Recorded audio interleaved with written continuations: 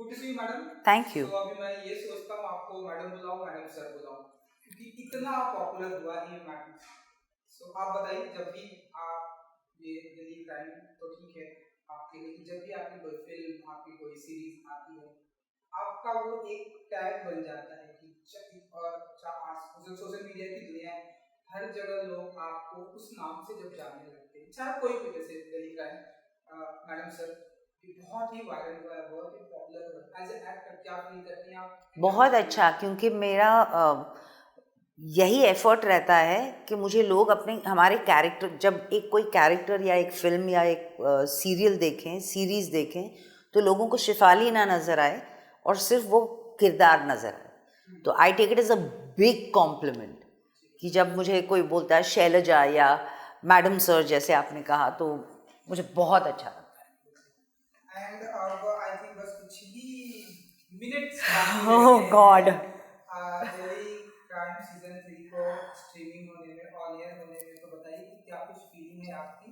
I know आप यहाँ पर इंटरव्यू दे रही हैं, बट क्या कुछ आपके दिमाग में चल रहा है कि आप 3 साल के बाद, इतनी मेहनत के बाद, जबकि लोगों ने सीजन 1 और 2 बहुत ही ज़्यादा एप्रिशिएट किया, जैसे कि मैं बोल रहा हूँ कि इतना प्यार मिला है आपको, मैडम सर ये नाम मिला है, कुछ ही मिनटों में, घंटे भी नहीं रह गए। What do you say about whole thing?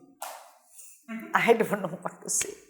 I am very very nervous, और शायद इंटरव्यूज़ इसीलिए लाइन अप किए गए हैं ताकि मेरा दिमाग वहाँ जाए ही नहीं। और हम मतलब मेरे लिए बहुत करीब है ये शो और ये किरदार। सो आई डोंट नो। समझ सकता हूँ, लाइक एक लोगों के लिए फिल्म अपने बच्चे की तरह होती है, वो एक्सप्रेशन से मुझे दिखता है। तो चलिए मैं थोड़ा सा उस पे वहाँ पे नहीं जाएंगे। अरे नहीं, आपको जो सवाल पूछते हैं पूछिए। हो जाए। तो ये जो कैरेक्टर है आपका वर्तिका चतुर्वेदी, इतना लोगों ने इस किरदार के बारे में थोड़ा बताइए। सीजन 3 अब आ, सो वर्तिका का ऑब्वियसली ग्रोथ हुआ है।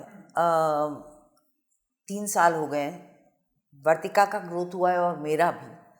जब पिछले सीज़न में जो एंड हुआ था वो ये था कि प्रमोशन के नाम पर उसे एक पनिशमेंट दी गई थी, सज़ा दी गई थी, और उसे अपनी जगह से निकाला गया था कि तुम डीआईजी बनो, लेकिन तुम जाकर कहीं भी, मतलब दिल्ली में मत रहो। और वो आसाम में उसकी पोस्टिंग हुई थी, और ये केस उसके हाथ लगता है क्योंकि वो एक आर्म्स एंड एम्यूनेशन का शिपमेंट, मतलब ट्रांसपोर्ट ढूंढ रही है, और उसकी जगह पर उसे ये लड़कियों का शिपमेंट मिलता है, और it brings her back to Delhi. लेकिन वो 1 साल से एक ऐसी जगह पर रह रही है जहाँ उसका ना परिवार है, उसके ना टीम है, उसकी जो कर्म भूमि है वही उससे ले ली गई है। और जब यहाँ आना वापस मिलता है तो ऑब्वियसली ये है। ऑल्सो आई फील ये केस कहीं भी होता तो भी वर्तिका जाती ही जाती, और वो अपने सुपीरियर्स को डिफाई कर जाती है। लेकिन वहाँ जब पहुँचती है, जो स्टेशन उसका था अब उसका नहीं है। उसकी टीम उसको उतने ही प्यार से एम्ब्रेस करती है, लेकिन वो स्टेशन, वो अथॉरिटी वहाँ पर उसकी नहीं है। She is working interstate. एक तो वो है। दूसरा ये है कि कई बार आपको कुछ फील होता है, लेकिन ये मेरे साथ भी बहुत बार होता है कि कभी कोई क्राइसिस हो ना, तो मैं या तो इमोशनल हो जाती हूँ या गुस्सा आ रहा है, जो भी है, तो तभी मैं पूरा अपना इमोशनल साइड ब्लॉक आउट कर देती हूँ, क्योंकि मेरे पास अभी वो इमोशन फील करने का टाइम नहीं है। मुझे सिर्फ अपना काम करना है, और वो पूरा इमोशन वो चैनलाइज करती है ये सर्च में। तो इस बार सब हमारे प्रोड्यूसर्स और नेटफ्लिक्स और सब बोल रहे हैं कि बहुत फैल गया है, बहुत बड़ा हो चुका है, लेकिन मेरे हिसाब से वर्तिका और भी अंदर डीपर जा चुकी है, और वहीं से उसका स्टोइक, उसका कंपोजर आता है। इसका मतलब ये नहीं कि उसको गुस्सा नहीं आ रहा या उसको प्रेशर नहीं है कि वो लड़कियों को ढूंढ ले, बट वो सिर्फ दिखाने की जगह नहीं है, और वो उसमें I think there is a lot of काम ओवर देयर। ऑल्सो दूसरी साइड इतनी हाइटेंड है, जो क्रिमिनल्स की साइड है, वहाँ पर there is drama, there is histrionics, all of it. But this side, she is very solid. So I think वो फ़र्क पड़ा है. ऑल्सो उसको ये भी शायद सबकॉन्शियसली ख्याल है कि अब दोबारा मुझे काम जो करना है, मुझे मतलब मेरा फोकस लाइफ में है कि मैं लोगों के लिए कुछ कर सकूं. I make this place a better place. लेकिन अगर मैं कुछ पंगा लूँगी ना तो मुझे वापस भेज देंगे और मैं अपना काम नहीं कर पाऊँगी. So her whole focus is how can I do my work, how do I find those girls, बस उसका और कुछ नहीं है. इस सीजन में जो मैंने ट्रेलर देखा, मैं ट्रेलर लॉन्च पे भी मैं था, ह्यूमन ट्रैफिकिंग का जो बहुत ही बड़ा मुद्दा निकाला गया है, आया है सामने. मैं ऐसा मानता हूँ क्योंकि मैं और भी सब देखते रहता हूँ, सुनते रहता हूँ. ये ह्यूमन ट्रैफिकिंग की ये जो प्रॉब्लम है ना कि इंडिया में बल्कि पूरी दुनिया में है. ये जो मुद्दा आपने इस सीरीज के जरिए निकाला है, क्या कैसे देखती हैं आप ह्यूमन ट्रैफिकिंग एंड क्या कुछ कहना चाहेंगे एंड किस तरह से पर्दाफाश होने वाला है डेली क्राइम 3? आपने जैसे कहा ये हमारे इर्द गिर्द होता है, लेकिन कई बार हम नोटिस नहीं कर पाते या ध्यान नहीं आता, क्योंकि ह्यूमन ट्रैफिकिंग के कई तरीके हैं जो इस शो में पता चलता है. ना सिर्फ प्रोस्टिट्यूशन, लेकिन हमारे कई गाँव में डेमोग्राफिक, मेन एंड वुमेन का डेमोग्राफिक अलग है. और कितना स्ट्रेंज है, वही जब बेटी पैदा होती है उसे मार दो और फिर बोलो कि अच्छा हमारे गांव में लड़कियां ही नहीं हैं, तो फिर इन लड़कियों को कहीं से बहला फुसला कर लाया जाता है और शादी के नाम पर बेचा जाता है. So there are many forms. या उन्हें अच्छे जॉब के नाम पर अब्रॉड भेजा जाता है. तो there are many forms of trafficking. तो कई बार हमको शायद ये ध्यान ना आए, लेकिन दिल्ली क्राइम की खूबी नहीं कहूँगी, but one of the points, the USP of Delhi crime is कि वो आपको एक शीशा दिखाता है. It's a reflection of what is going on in the society. And कई बार ना आप एक केस पढ़ते हो और एक हफ्ता 10 दिन तक आप अफेक्टेड रहते हो और फिर आगे बढ़ते हो. लेकिन ऐसा जब कोई शो आता है तो ये ज़िंदगी भर नहीं भूला जाता. So I think that is the purpose of Delhi crime. और आई मीन मुझे क्या लगता है, मुझे वही लगेगा जो आपको लगता है. ऐसे अगर किसी केस के बारे में आप सुने या कोई भी सिचुएशन के बारे में सुने, उतनी ही इंटेंसिटी से आपको लगता होगा जिस तरह मुझे महसूस होता है. So to expect me to feel any different, no. I feel as every sensitive person will feel. क्योंकि वर्तिका चतुर्वेदी एक इंस्पेक्टर है, तो इस बार उसका जो पाला पड़ेगा बड़ी दीदी से, वो भी एक फीमेल, वो भी अपनी दुनिया की बहुत ही मास्टर है. कैसे निपटने वाली हैं वर्तिका जी बड़ी दीदी से इस बार? सो एक तो पहले तो मुझे ये कहना है कि आई was so happy, it was so refreshing, क्योंकि एक स्टीरियोटाइप बन गया है ना, हीरो भी मेल होगा और विलन भी मेल होगा. और यहाँ पर 2 औरतें हैं. स्टार कास्ट भी बहुत 50 नहीं 80% women. All the primary star cast is women.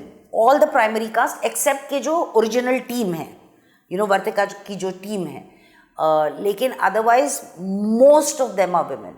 और इतना बेहतरीन फीमेल ensemble कास्ट मैंने आज तक नहीं देखा. It's phenomenal. बड़ी दीदी it's a cat and mouse chase. और इस बार ऑडियंस मुझसे ज़रा आगे है. उन्हें पता, वो जहाँ जा रही है वो ऑडियंस को पता है Vartika is trying to trace her. So it's a constant battle. जैसे कई सीन्स में वर्तिका नहीं है, लेकिन फिर भी बड़ी दीदी के दिमाग में है वो DIG जो औरत आई है ना, उसे पता चलेगा, उसके सामने आएगा, वो हमारे पीछे पड़ी हुई है, वो एक कांस्टेंट है. तो it's a clash of titans. और वो कैरेक्टर इतना हाइटेंड है, हुमा का कैरेक्टर इमोशनली इतना वॉलेटाइल हाइटेंड कैरेक्टर है, जबकि वर्तिका इज़ वेरी वेरी स्टेबल. मतलब mentally and physically she is very held back. She is in control. के मेरे को इमोशन नहीं दिखाना, लेकिन मैं I will get you. That is what she is on. और वही है दोनों में. सैडली हुमा और मेरे 2 सीन हैं साथ में. सो आई वॉज वेरी अपसेट, या लाइक अरे यार सिर्फ 2 ही सीन है जब, लेकिन मुझे पता चला that Huma is doing it, I was so excited. And there is Jaya Bhattacharya जो सीजन 1 में थी, वो वापस आई हैं विमला के, you know she is a part of the team. Rasika of course, there is Meeta Vashisht, there is Shayoni, there are these 3-4 young girls who are phenomenal actresses. So every day it was like, oh my God, how can it? हमने 3 या 4 दिन interrogations किए हैं, shoot किए हैं. Every day there was a new actress in front of us and they were like, we were blown. Rasika and me were like, फिर किसी को याद दिलाना पड़ता था, 1 मिनट आप लोगों की लाइन है बोलो. Like we were so blown by the actors. So it is a clash of the titans. एक टीम है, उसकी भी टीम है, यू नो, और वर्तिका मैडम सर की भी टीम है. सो it is, you know, both. वो भागने की कोशिश कर रही है, ये पकड़ने की कोशिश कर रही है. सो या जिस तरह से, ये मेरा अगला सवाल था कि जिस तरह से वुमेन का दबदबा हमारी इंडस्ट्री, ना कि इंडस्ट्री में बल्कि इंडिया में हम देखते हैं, अभी वुमेन ने वर्ल्ड कप जीता. वुमेन आपको लाइक जमाने से इंडस्ट्री में है. मुझे याद होगा कि जब आप इंडस्ट्री में आई तब इतने वुमेन, इतनी महिलाएं नहीं थी हमारे इंडस्ट्री में. अब देखिए मेकअप आर्टिस्ट भी वुमेन है, आपकी विलेन भी वुमेन है, हीरो भी वुमेन है, एंड आपकी जो पूरी टीम है वो भी वुमेन है. तो वुमेन का दबदबा जितनी तेजी से हमारे इंडिया में बढ़ रहा है, ये कैसे देखती हैं शेफाली? बहुत वक्त से मुझे किसी ने सवाल पूछा था कि इतनी सारी, अभी फ़िलहाल इतनी सारी फीमेल ओरिएंटेड स्टोरीज़ क्यों आ रही हैं. और मैंने कहा था क्योंकि अब तक वो कहानियाँ कहीं नहीं गई थी, वो कहीं अंदर दबी हुई थी. वो सारी कहानियाँ बाहर आ रही हैं. And I mean women are a perfect example of sensitivity, vulnerability and strength. You know, सिर्फ सबको लगता है कि power only comes from strength. No, it comes from sensitivity. It comes from vulnerability. अगर मुझे इतना गहरा महसूस नहीं होगा तो फिर मेरे दिल में वैसी दगश भी नहीं रहेगी कि ये मुझे सॉल्व करना ही है.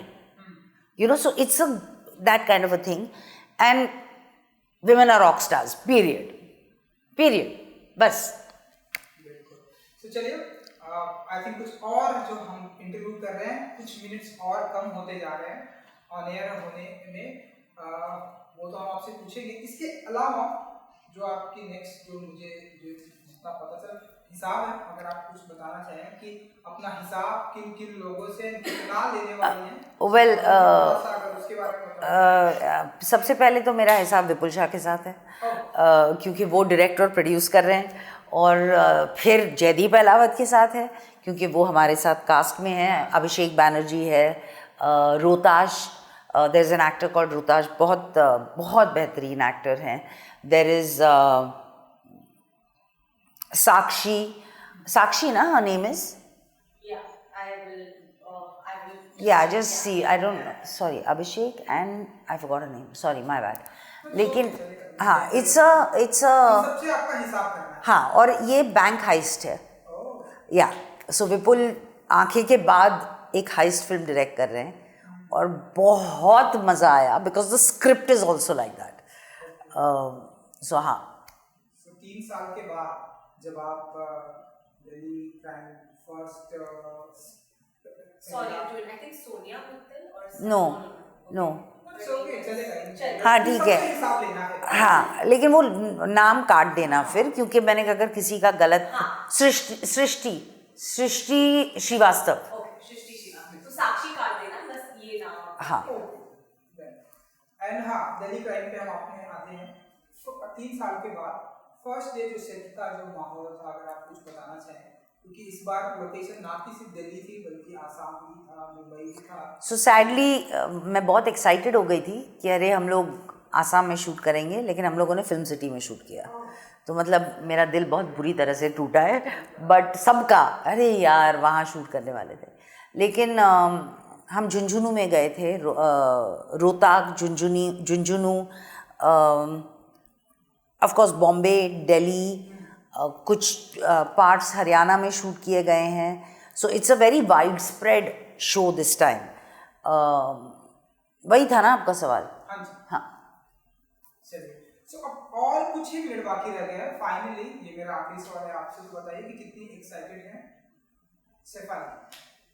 आपने पहले ही देख लिया मैं कितनी एक्साइटेड हूँ और कितनी नर्वस हूँ और एंग्शियस हूँ और वेट कर रही हूँ. इतने वक्त से हम वेट कर रहे थे और डेली क्राइम मेरे बहुत बहुत करीब है और वर्तिका मेरे बहुत करीब है और आज तक कितना सारा प्यार हमें मिला है और इतना रिस्पेक्ट हमें मिला है. तो I pray and I hope कि ये सीज़न को भी उतना ही प्यार मिले, वर्तिका को उतना ही एक्सेप्टेंस और प्यार मिले. या सर का जो नाम है और बढ़े. यस. चलिए, thank you so much. Thank you. Good luck. Thank you.